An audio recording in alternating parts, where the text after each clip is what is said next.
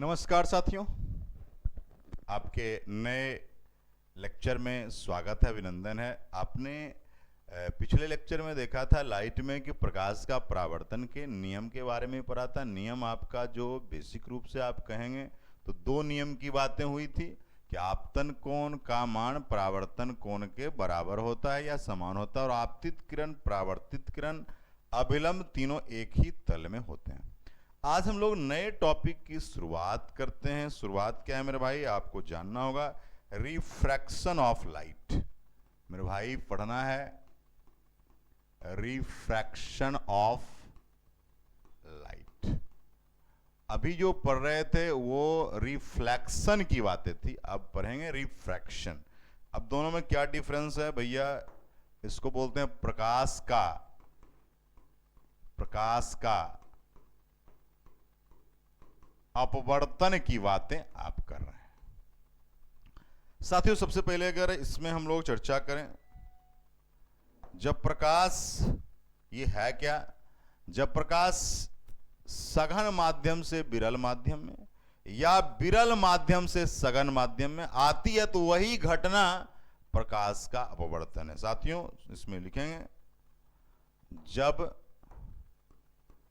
प्रकाश एक माध्यम से, जब प्रकाश एक माध्यम से दूसरे माध्यम में, जब एक माध्यम से दूसरे माध्यम में जाता है तो उसकी दिशा में परिवर्तन होता है। उसकी डायरेक्शन में क्या होता है, परिवर्तन होता है। इसी घटना को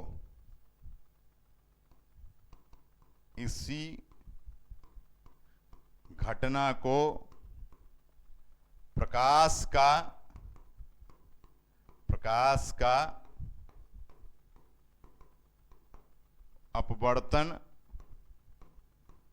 कहते हैं। प्रकाश का अपवर्तन कहते हैं। क्या कहा साथियों, देखिए, जब प्रकाश एक माध्यम से दूसरे माध्यम में जाता है या आप कहेंगे प्रवेश करता है तो उसकी दिशा में परिवर्तन जो होता है उसी को प्रकाश का अपवर्तन यानी रिफ्रैक्शन ऑफ लाइट। इसमें दो बातें आपके पास इसमें आती हैं।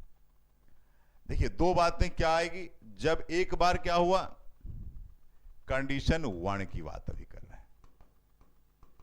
जब एक बार क्या होगा कंडीशन 1 में, जब आपका विरल से सघन, अब विरल और सघन क्या है, विरल का मतलब जहां कुछ भी ना हो, सघन का मतलब जहां पर माध्यम अवस्थित हो।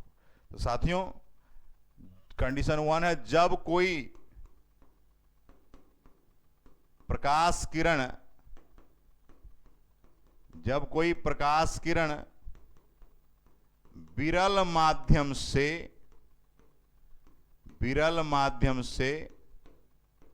सघन माध्यम में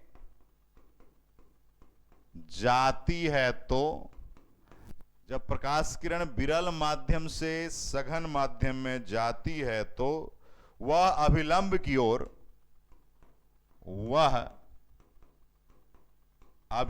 की ओर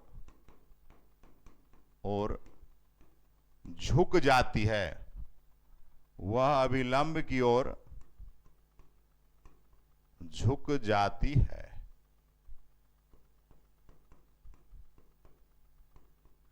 देखिए, जब विरल से, विरल का मतलब जहां कुछ भी नहीं हो, जिससे अगर हम लोग बात करेंगे, देखिए मैं एक बात कर रहा हूं, ये आपका एयर है और दूसरा मान लीजिए आपका वाटर है। ये आपका विरल की बात कर रहा है और ये किसकी बात कर रहा है, सघन की बात कर रहा है। ठीक है, विरल और सघन की बात कर रहा। हुआ क्या यहां पर, जब अपने पास ये बात है कि विरल से सघन में प्रकाश को जाने की बात है, सबसे पहला ये इस तरह से मान ले प्रकाश आया, तो ये विरल से किस में आ रहा है, सघन में आ रहा है। तो ये हमारा है हो गया इंसिडेंट रे, ये हो गया क्या चीज, इंसिडेंट रे, यानी आपतित किरण आया।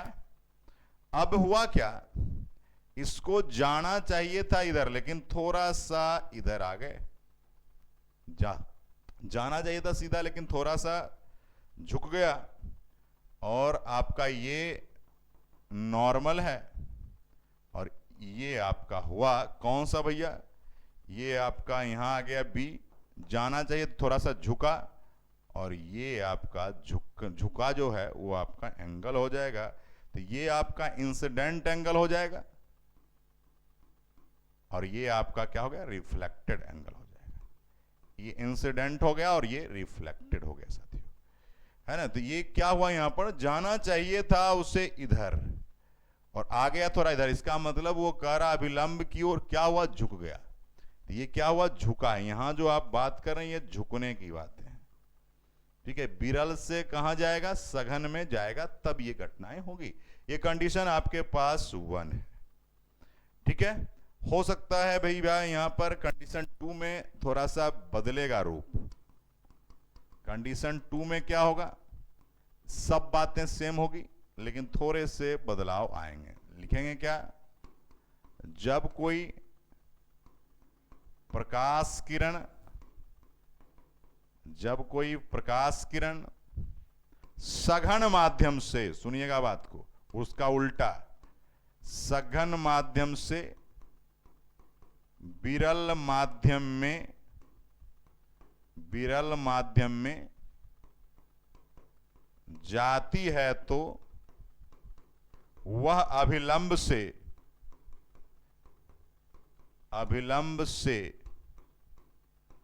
दूर हट जाती है। अब देखिए, दूर हट जाती है। इसमें झुक गया था, जब विरल से सघन में, सघन से जब विरल में गया तो अभिलंब से दूर की बात कहा, अभिलंब से दूर की चर्चाएं इन्होंने करी है।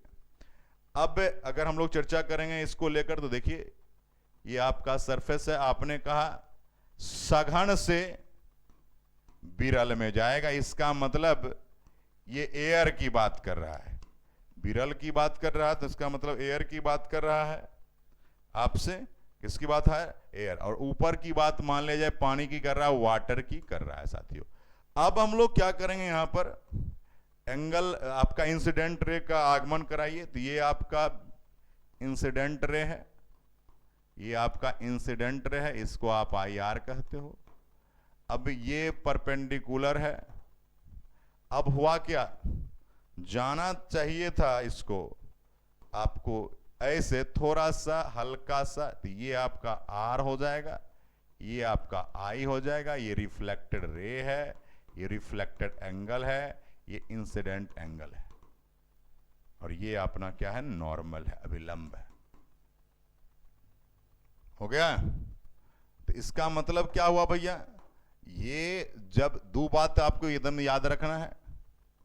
एक बोला विरल से, सुनिएगा बात को, विरल से सघन में जाएगा तो झुक जाएगा, और सघन से विरल में जाएगा तो दूर हो जाएगा। बस यही आपको याद रखना है, ठीक है। देखिए इसमें बहुत आसान है। शादी विवाह के बाद हर आदमी जो है परिवार से दूर होते जाता है। विरल की बात है, विवाह से पहले आदमी जो है झुका हुआ रहता है एकदम। विवाह से पहले आदमी क्या रहता है, परिवार के प्रति झुकाव रहता है। शादी विवाह के बाद क्या हो जाता है, आदमी परिवार से दूर चला जाता है। साथियों यही कॉन्सेप्ट आपको दिमाग में रखनी है और ईमानदारी पूर्वक आप बनाएंगे। इसके कुछ बेहतरीन एग्जाम्पल हैं साथियों, इसके कुछ बेहतरीन एग्जाम्पल हैं जो लोगों को जानना चाहिए, और क्वेश्चंस भी आपको आते हैं। सबसे पहला अगर बात करेंगे तो पानी में डूबी पेंसिल का टेढ़ा दिखाई देना। पानी में डूबी पेंसिल का टेढ़ा दिखाई देना। उसके बाद सूर्योदय तथा सूर्यास्त से, यानी सूर्य उगने के बाद और सूर्य उगने से पहले, सूर्योदय तथा सूर्यास्त से पहले सूर्य का दिखाई देना। सूर्योदय से पहले, यहां पर थोड़ा सा वर्ड में सुधार कर लेंगे। सूर्योदय से पहले तथा सूर्यास्त के बाद, ये बात ज्यादा सही रहेगा, सूर्यास्त के बाद सूर्य का दिखाई देना। दूसरा, पानी में डूबा हुआ सिक्का ऊपर की ओर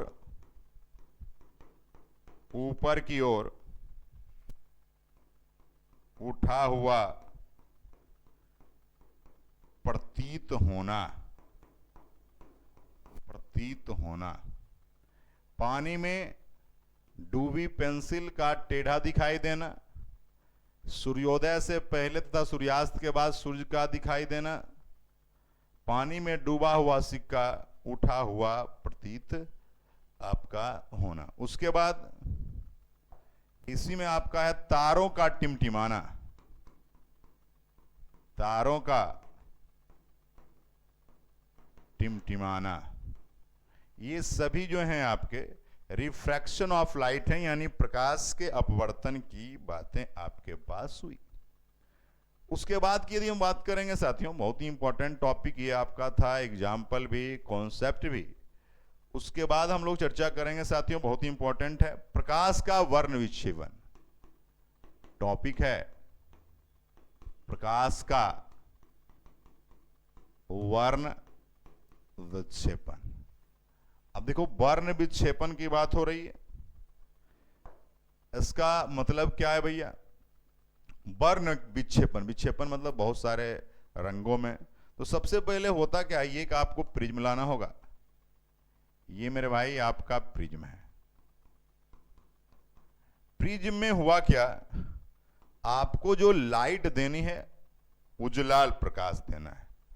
मान लिया जाए आपको इस तरह से व्हाइट लाइट की बात हो रही है, व्हाइट लाइट की बातें हुई, प्रकाश आप देंगे। प्रकाश जो है यहां तक आने के बाद 7 रंगों में, 1 2 3 4 5 6 7, 7 रंगों में विभाजित हो जाती है। कितने रंगों में? 7 रंगों में। याद करने का तरीका है VIV, VIVGOR, विवग्योर आपका तरीका है याद करने का। कैसा भैया? विव जी होगा ना, जी पहले होगा, यहां पर जी होंगे। आपका तरीका है भैया VIVGYOR,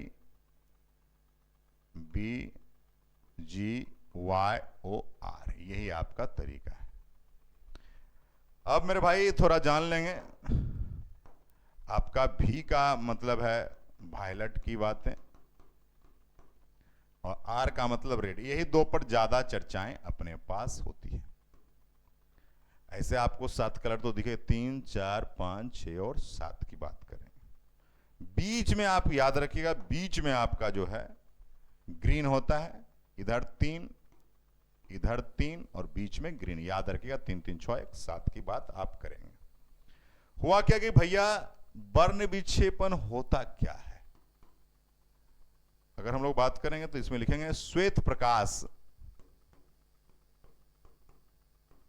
श्वेत प्रकाश का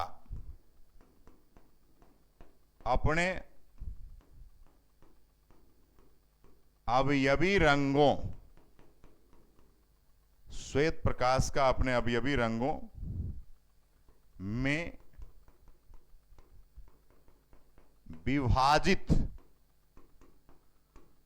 विभाजित होने की क्रिया को प्रकाश का वर्ण विक्षेपन कहते हैं। वर्ण विक्षेपन कहते हैं। अगर हम लोग बात करेंगे तो याद रखिएगा, जिस प्रकाश का वेवलेंथ ज्यादा होगा,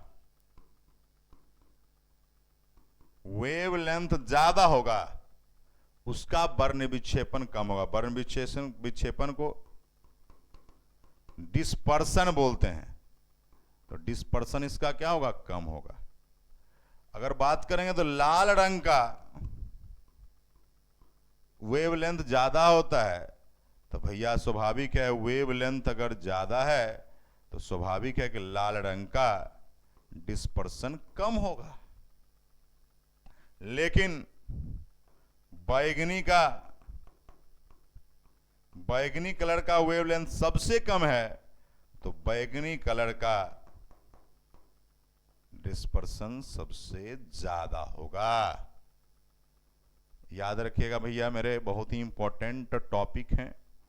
जिसका भी तरंगदैर्घ्य ज्यादा हो उसका वर्ण विक्षेपन, इसका मतलब हो गया भैया, आप यहां कह सकते हैं डिस्पर्सन ऑफ लाइट की बात है। ठीक है, तो वर्ण विक्षेपन जिसका कम हो रहा है, इसका मतलब वेवलेंथ ज्यादा। वेवलेंथ जिसका कम होगा, तो देखिए बैगनी का सबसे कम वेवलेंथ है, तो बैगनी का डिस्पर्सन सबसे ज्यादा है। लाल रंग का सबसे ज्यादा वेवलेंथ है, तो डिस्पर्सन आपका सबसे कम है।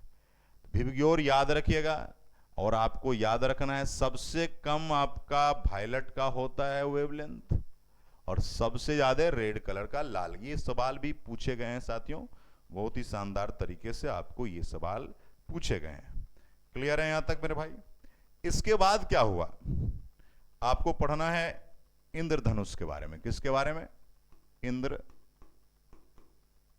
के बारे में, जिसे आप अंग्रेजी में रेनबो के नाम से रिप्रेजेंट करते हैं।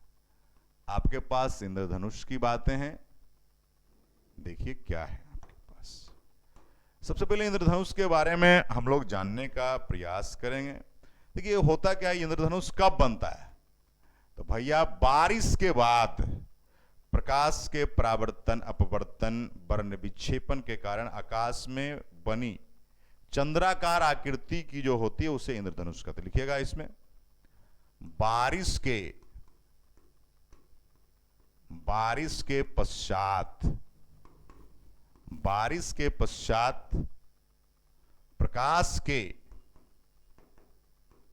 प्रकाश के परावर्तन अपवर्तन एवं वर्ण विक्षेपन,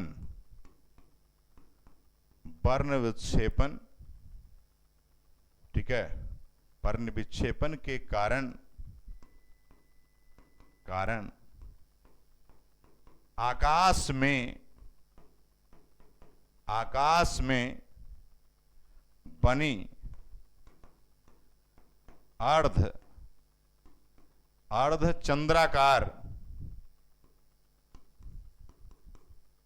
अर्धचंद्राकार आकृति को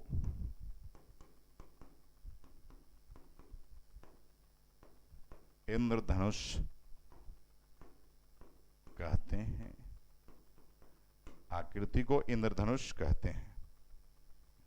और एक बात याद रखिएगा, इंद्रधनुष जो है जब भी बनता है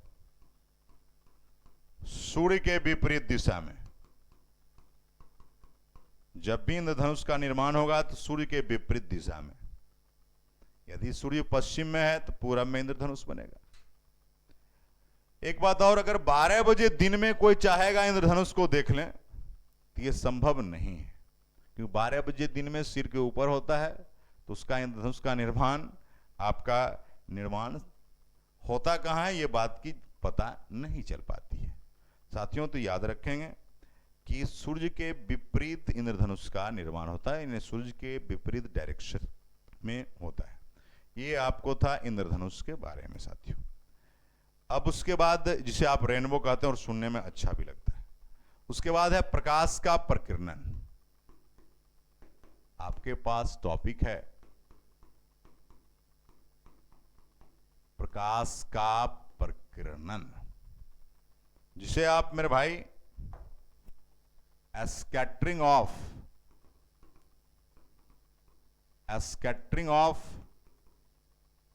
लाइट कहते हैं, स्कैटरिंग ऑफ लाइट कहते हैं।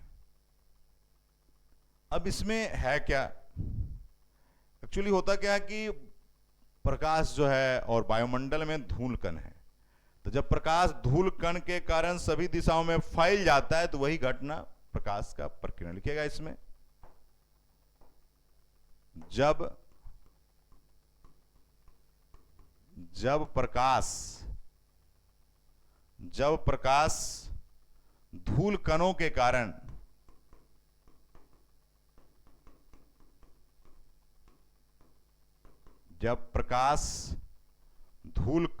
कारण सभी दिशाओं में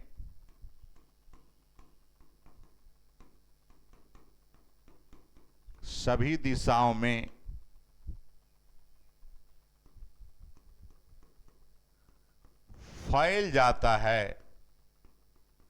सभी दिशाओं में फैल जाता है, तो यह घटना प्रकाश का प्रकीर्णन कहलाता है। प्रकाश का प्रकीर्णन कहलाता है। अब एग्जाम्पल की बात करेंगे, इसके कुछ एग्जाम्पल भी हैं और बहुत ही शानदार बातें हैं। इसके एग्जाम्पल पर जब आते हैं तो आप देखे होंगे, समुद्र के पानी का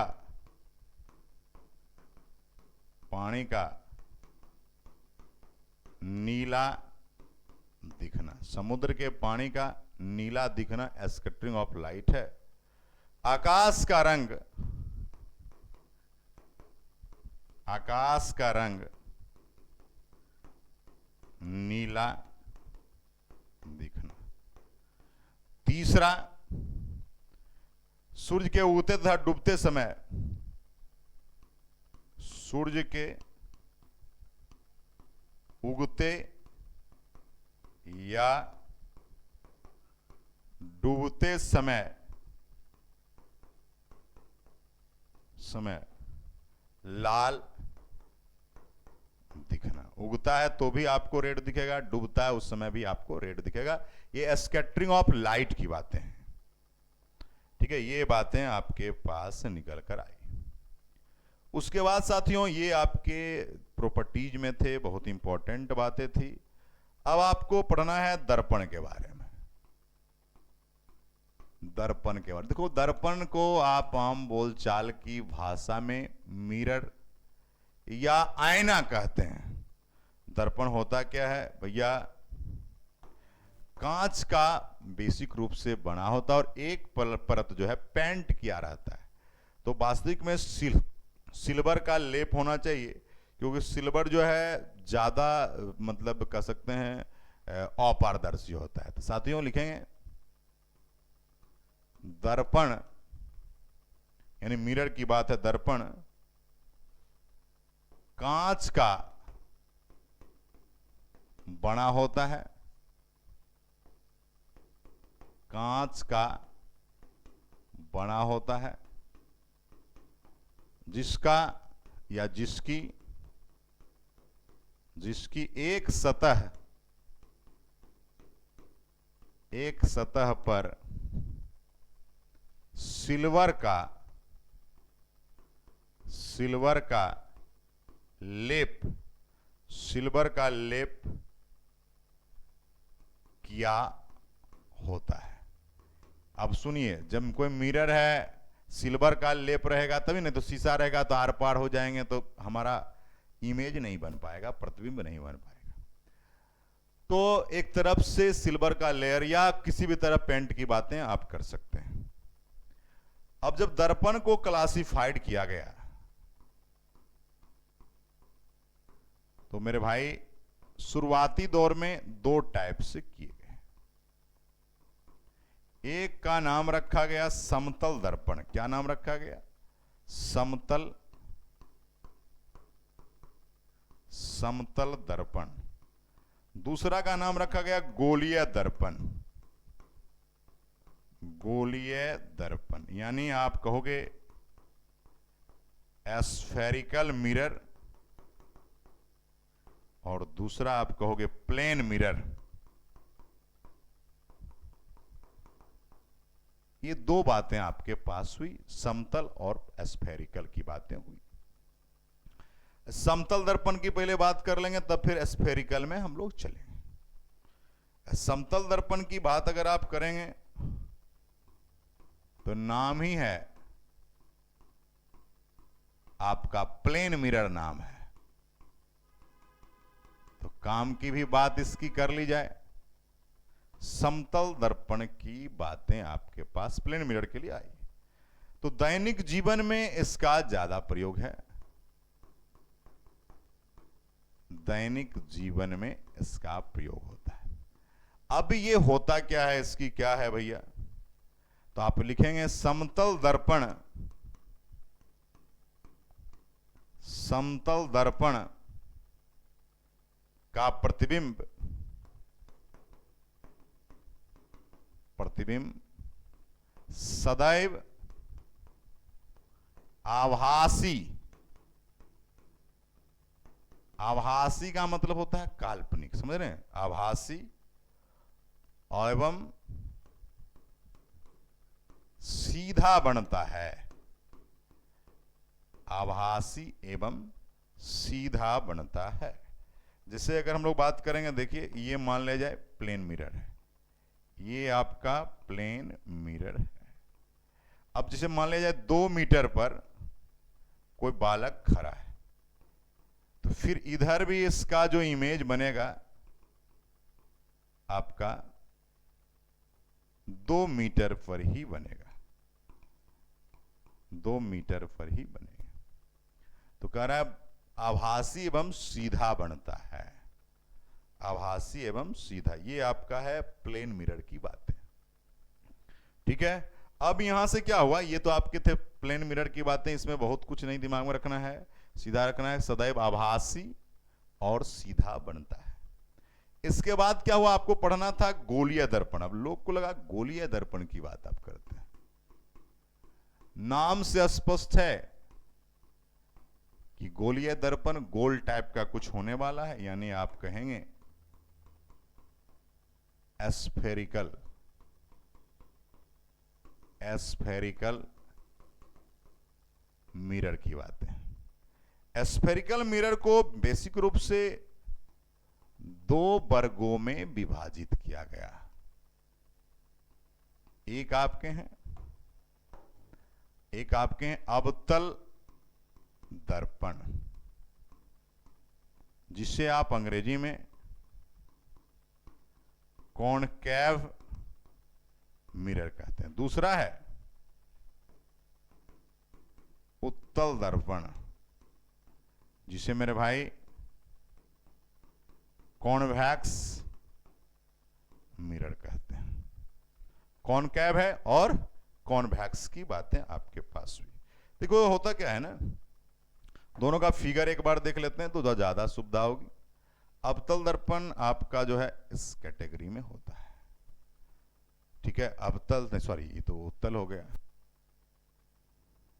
ऐसा होगा। अवतल दर्पण इस तरह के होंगे, इधर से इसका लेप चढ़ा होता है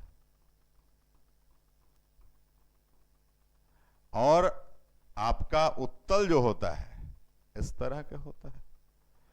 इसके अंदर से लेप चढ़े होते हैं। याद रहेगा, याद रखिएगा। इसमें जो हुआ ये अंदर से है, इसमें जो है बाहर से है। देख लीजिए अच्छे से।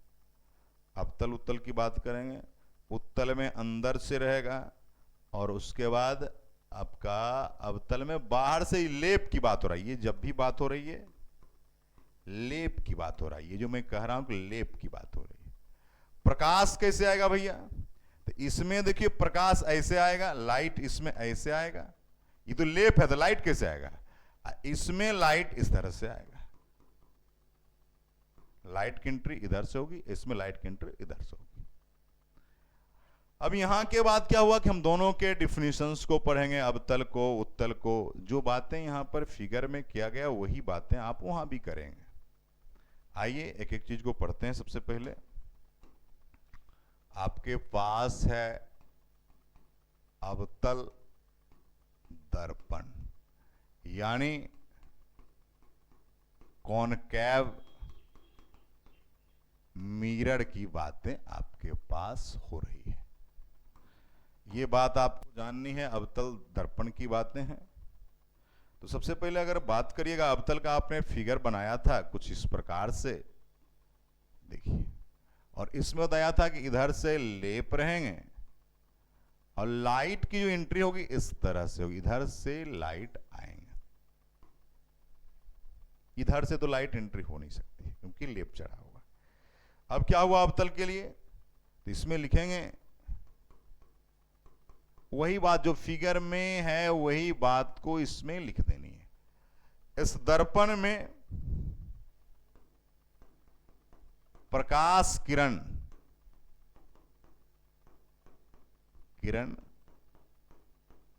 जिस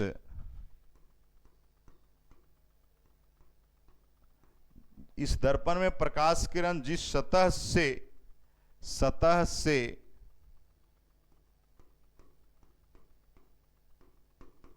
टकराती है, जिस सतह से टकराती है वह अंदर की ओर, वह अंदर की ओर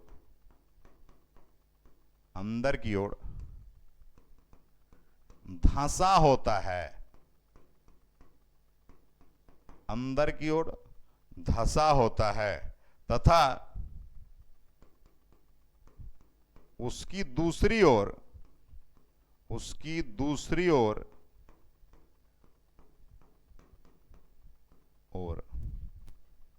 लेप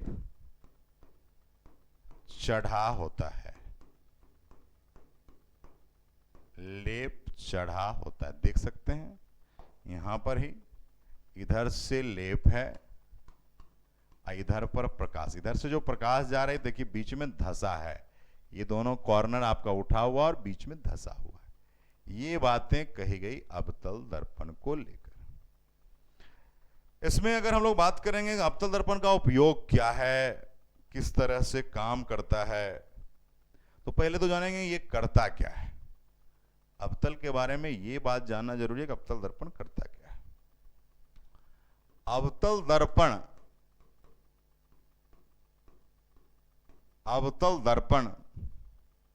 का प्रतिबिंब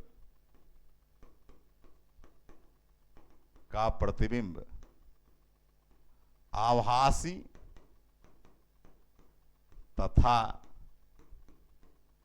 वास्तविक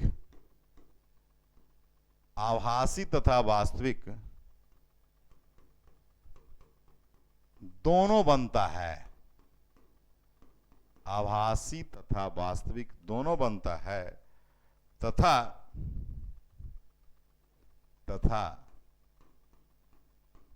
प्रतिबिंब बड़ा बनता है। अब देखिए प्रतिबिंब बड़ा बनने की बात कहा, तो एग्जाम्पल में आप जब आएंगे तो बहुत कुछ क्लियर हो जाएगी। आभासी की भी बात कहा, वास्तविक की बात, काल्पनिक, आभासी मतलब काल्पनिक, इमेजिनरी की बात हो रही है। ठीक है, जैसे आप कहेंगे ENT डॉक्टर, दांत के डॉक्टर,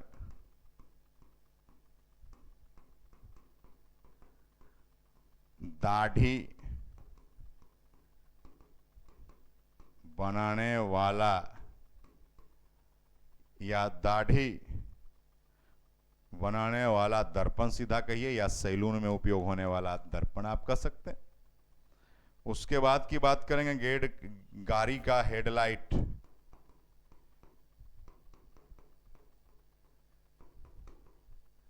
दूसरा बात करेंगे टॉर्च। ये सब इसके एग्जाम्पल हैं, क्योंकि आप देखिएगा आपका ईएनटी की बात है, यानी आई नोज टीथ की बात है। ये डॉक्टर छोटा छोटा आपका चीज को बड़ा देखना चाहते हैं। दांत भी आपका छोटा है बड़ा, दाढ़ी भी आपका छोटा है बड़ा दिखेगा तब ना वो कट कर पाएगा। हेडलाइट है, हेडलाइट में देखिएगा वो आपका छोटा है लेकिन आपका जो प्रतिबिंब बनता है बड़ा बनता है, देखिएगा। टॉर्च है आपका, ये सब क्या करता है, बड़ा प्रतिबिंब का निर्माण करता है। कैसा बात करता है, लार्ज इमेज की बात आपसे करता है। ये अवतल दर्पण की बातें आपके पास हुई। फिर हम लोग उत्तल दर्पण के बारे में समझेंगे। यहां के बाद आपको समझना है उत्तल दर्पण के बारे में, यानी कॉन्वेक्स मिरर के बारे में आपको जानना है। किसके बारे में, कॉन्वेक्स मिरर के बारे में। सबसे पहले अगर बात करेंगे ये है क्या, तो देखिए होता क्या है कि ये दो वक्र पृष्ठों का घिरा एक पारदर्शी माध्यम होता है। क्या है भैया, दो वक्र पृष्ठों से घिरा पारदर्शी माध्यम को लेंस, सॉरी अरे भाई लेंस की बात, हम लेंस का डिफिनेशन लिखाने लगे भैया, गलती हो गया। इसमें आपको लेंस का डिफिनेशन में लिखाना शुरू कर मेरे भाई। अभी चर्चा हमारी हो रही है कॉन्वेक्स मिरर को लेकर। तो अभी जस्ट आपने बात किया था, देखिए इसका ठीक उल्टा बातें होगी। इस दर्पण में प्रकाश किरण जिस सतह से टकराती वो अंदर की ओर धंसा होता है, उसमें क्या होगा, उठा होगा, और उसकी दूसरी ओर लेप चढ़ा होता है। इसका ठीक उल्टा फिगर वहां बनने वाला है, देखिएगा। तो अभी पहले हम फिगर की बात करते हैं साथियों। तो आपका इस तरह का फिगर आएगा, हड़बड़ाइएगा नहीं, इसमें इस तरह की बातें आपके पास आएगी। देखिए ये आपका जो चढ़ा है वो लेप चढ़ा है, ठीक है, तभी तो दिखेगा। प्रकाश किरण जो है इससे आएगी, इधर से प्रकाश आएगी। तो आप कहेंगे कि जहां पर प्रकाश टकराती है ऊपर की ओर उठा हुआ होता है, यानी कहेंगे इस दर्पण में जिस सतह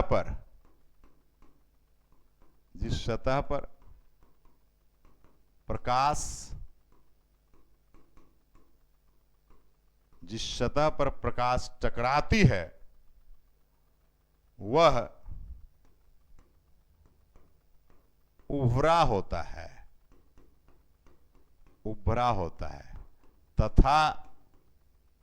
तथा दूसरी ओर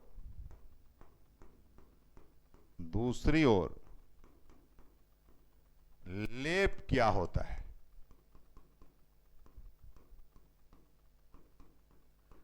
दूसरी ओर लेप किया होता है।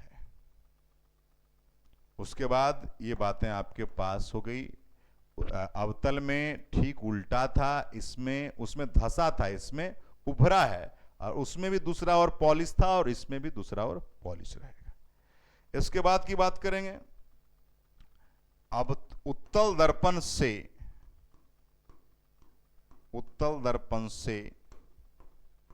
बना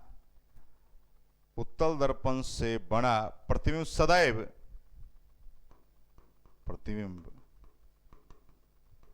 सदैव आभासी तथा आभासी तथा छोटा होता है। आभासी तथा छोटा होता है। एग्जाम्पल पर बात करिएगा। वाहन के साइड मिरर में, गाड़ी जो आपके होते हैं उसके साइड मिरर, देखिए गाड़ी में जो साइड मिरर लगे होते हैं, आईना होता क्या, उसमें बड़ी बड़ी ट्रक आपके पीछे से आ रही है, लेकिन आपको उसमें सदैव आभासी और छोटा बन जाएगा, तो आप उसको साइड दे देंगे। अगर बड़ा प्रतिबिंब बनेगा तो फिर तो आईने में वो कैप्चर भी नहीं हो पाएगा। तो ये हमारे थे उत्तल दर्पण की बातें। हम लोग अब लेंस की बात करेंगे। अभी जो चर्चा हमारे पास होने लगी थी लेंस को लेकर, मैंने ये भी कहा था कि दो वक्रीय पृष्ठों से पारदर्शी, वक्रीय पृष्ठों से घिरा एक पारदर्शी माध्यम को लेंस कहते हैं। लिखेगा इसमें, दो वक्र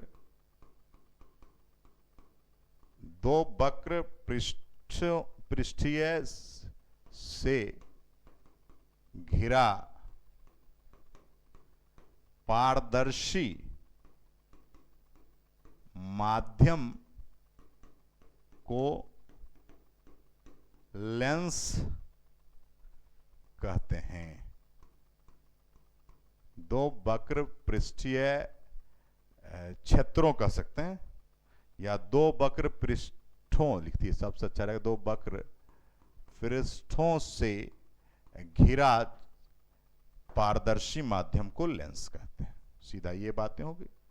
अब अगर बात करेंगे, इसमें दो प्रकार की लेंस की बात होगी। यहां पर दो प्रकार की बात होगी। बेसिक दो ही आपको पढ़ना, और भी जब आप नेत्र दोष की बात पढ़ेंगे, निकट दृष्टि दोष, दीर्घ दृष्टि दोष, वहां पर अलग अलग आएंगे, तो फिर जिसे बायफोकल लेंस क्या होता है, तो वो भी सब चर्चाएं आपसे करेंगे। साथियों, पहले आते हैं, आपके पास आया लेंस के प्रकार। पहला है उत्तल लेंस, दूसरा है मेरे भाई अवतल लेंस। उत्तल है और अवतल की बात आप कर रहे हैं। यदि हम इसमें बात करें तो इसको आप उत्तल को अभिसारी भी बोलते हैं, अभिसारी लेंस। इसको आप बोलते हैं अपसारी लेंस। ठीक है, अपसारी लेंस भी बोलते हैं। आइए यहां पर अगर इसकी बात करिएगा, उत्तल लेंस आपका कुछ इस प्रकार से दिखेगा, इस प्रकार से, और अवतल लेंस की बात करेंगे तो कुछ इस प्रकार से दिखेंगे।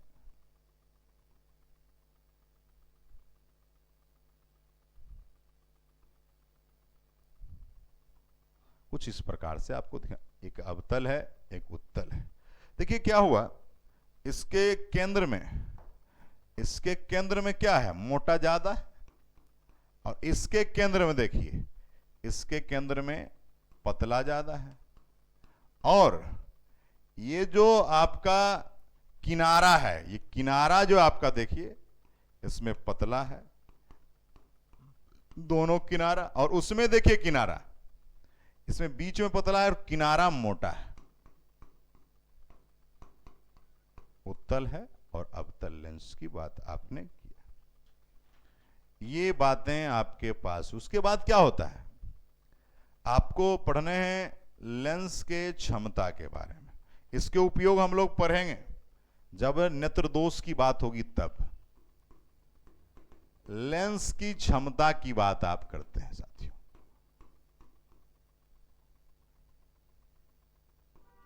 यानी आप कहोगे पावर ऑफ लेंस की बात। साथियों,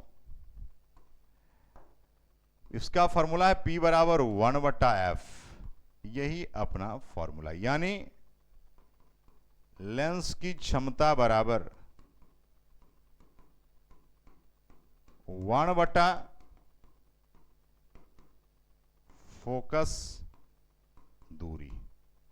लेंस की जो क्षमता होती है उसे हम लोग डायोप्टर में रिप्रेजेंट करते हैं, या आप कहोगे 1/मीटर पर मीटर में भी प्रयोग, यानी आप ये भी कह सकते हैं एक डायोप्टर बराबर 1/मीटर। ये भी बातें सही पाई जाएगी। साथियों, ये सब लेंस की क्षमता को जनरली डायोप्टर में रिप्रेजेंट करते हैं, इस पर नॉमरिकल भी आपको कराएंगे। तो ये सारे टॉपिक आपको तो थे, थ्योरेटिकल टॉपिक था, इसमें मैंने आपको बताया। उसके बाद हम लोग चलेंगे साथी लेंस के उपयोग कहाँ हैं। दृष्टि दोष में जब आंख खराब हो जाते हैं, आंख के लेंस में कुछ गड़बड़ी आ जाती है, तब वहां पर उसका उपयोग करते हैं। ये टॉपिक आपको पढ़ने हैं, उसके बाद साथी आपका लाइट समाप्त हो जाएगा। धन्यवाद, थैंक यू सो मच।